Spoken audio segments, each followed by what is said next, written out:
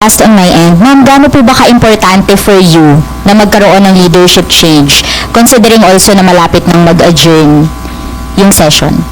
Mag-break po ulit yung session. Mapa minority man o mapa majority, basta tuloy yung pagtatrabaho namin sa kasalukuyang majority. Leadership, of course, is always important, lalo na sa isang institusyon tulad ng Senado. Kaya ganyan din yung mga interventions namin on the floor the past 2 weeks. Talagang may pagbibigay halaga sa papel ng liderato. But, whether nasa minority or nasa majority, I've always been part of a collective na isinusulong yung nakikita naming responsibilidad namin sa institusyon at sa ating mga kababayan. Hi ma'am.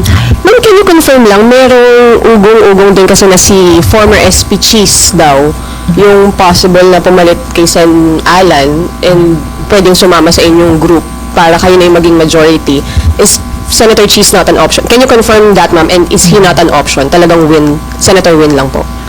Narinig ko rin na yung ganyang mga pag-uusap, yung pagbuo ng mga bagong majority man naman ay halos bukas sa kahit sino na sumapi.